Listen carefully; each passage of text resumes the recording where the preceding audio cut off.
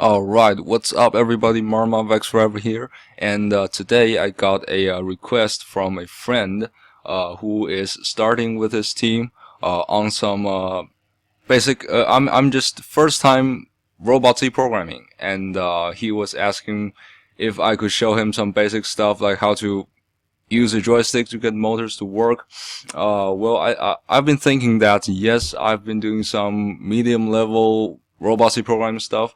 Well, not as complicated like Mr. Pierman complicated, but some pretty complicated stuff. And I thought, yes, I really should do a series just for the pure beginners to get their robot moving the first time. Okay, so that's the purpose of this series, just absolute beginners. In this video, we will cover how to use the two joysticks to get two motors working. Alright, so let's get started. So right now, what you are staring at is the main interface of ROBOTC. When you just open it up and the little info window closes, this is what you should be staring at. And today is July the 28th. And I am currently using ROBOTC 4.32, which is right here, 4.32. And well, basically, as long as you have a version higher than 4. I don't know, around 4.2 or 4.3, they should be more or less the same. They've just been fixing bugs and stuff in there. Not much change, so should apply to your version if your version is pretty up to date. Alright, so we are going to start. In this case, I'm assuming that most of us want to get our robot working with competition. So what we're going to do is that we're going to start a brand new file. We say new file, and don't just click this button. If you click this button, this thing's going to pop out. This thing's going to pop out, and hold on. And it says task main, and this again is just, I mean, you cannot use this thing with competition. If you put any program here and it does work on the robot, it's not going to work with competition. So let's not just click the new file. This is just for off competition testing stuff and purposes. So let's close that. No, don't save that. What we're going to do is that we're going to say new and say new competition template. We want a new competition template, and this thing should pop up. And let's make this thing a little bit bigger. I assume it's Control plus. Yeah, there we go. Let's make this thing a little bit bigger. There we go. Okay, so you see a bunch of these stuff. Alright, so these stuff you don't want to mess around with. However, the comments I do want to delete. I'm going to go over the competition template just a little bit, not too long. I'm just going to delete some of the stuff. These things, I just leave them alone there. Just including and configuring some things. Alright, so first, so basically, all of these comments, just delete those. So basically, in the competition template has three parts. The first is a user function designated by the void, and the second part is the autonomous, and the third part is the user control. And you can see both the autonomous and the user control, they are tasks. Alright, just deleting this. And yes, yep, they're tasks. It's very important to remember that autonomous is, in fact, a task. And basically, what you're going to do is that you are going to put your user control code in your user control, and you're going to put autonomous code in your autonomous place, and then the competition template should run it. And I have done some videos about the B-stop task between most tasks, multitasking and stuff. I actually have a playlist for that. But right now, let's just leave this thing to be true because it's not going to bother that much for what we're going to do. Okay, so right here we see that in the task user control we have a while. This is called a while loop. This is a looping structure called while, which means that as long as this condition here is true, in this case it is true, this is gonna run. This structure is gonna keep running again and again the code we put inside here. For instance, we say that. Actually, that's not for instance. This just directly goes to the stuff. Okay, so I would prefer to say that I would prefer you go in config, but I'm just going to show you. So the way you control motor in ROBOTC is this command. You type motor, and then you type square bracket, and then you type port 1, or port, or port whatever. So you see, if you can see right here, this is a nice big VEX cortex, and you can see that right here we have 10 motor ports. So if you say motor square brackets port 1, we are referring to this port. Or I mean, you can do the definition, which we are going to cover in a second. Okay. So if you say that you want to control port 1, let's type motor port 1. And the motor control value is kind of a range between negative 127 to positive 127 to positive 127.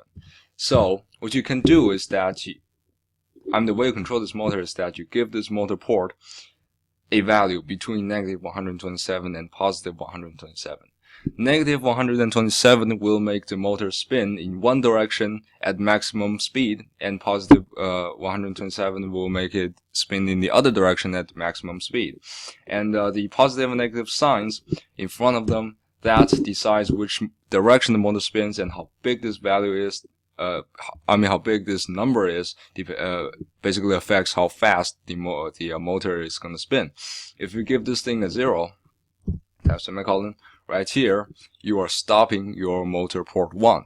If you give it somewhere for 40, you're giving it a pretty slow speed in one direction. If you flip it and give it a negative 40, you're basically giving it a speed in another direction.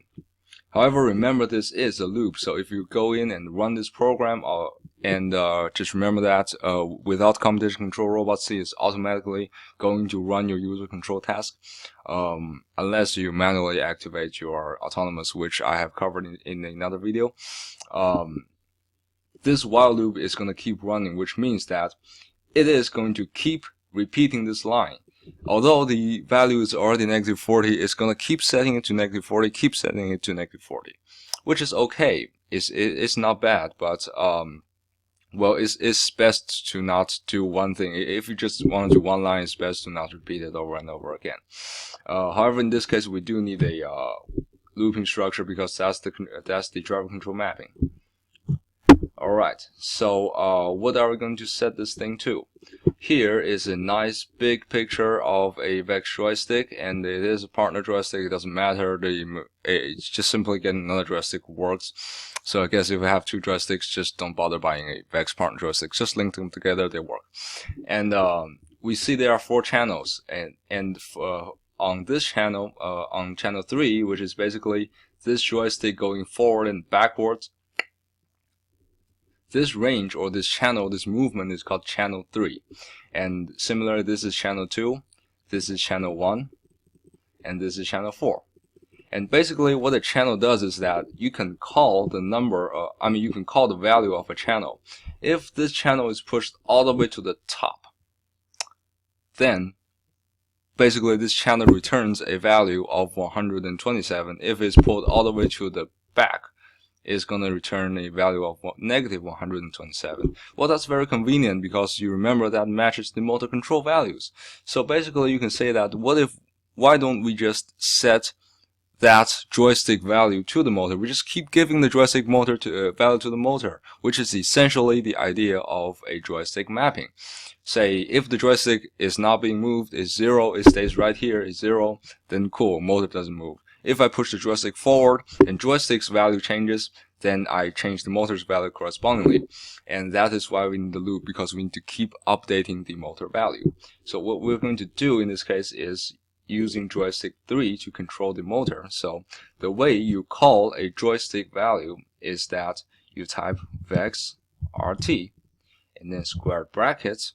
For a joystick, you need to type channel CH3. And this is how you refer to a channel on your joystick.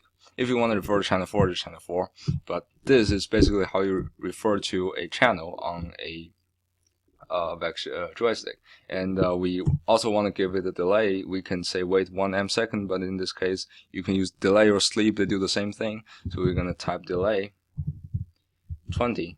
We're going to do delay 20 milliseconds, because the Cortex by default can only update the motor values every 20 milliseconds. So it's just good to make the loop slow down a little bit to take some of the stress off of the Cortex.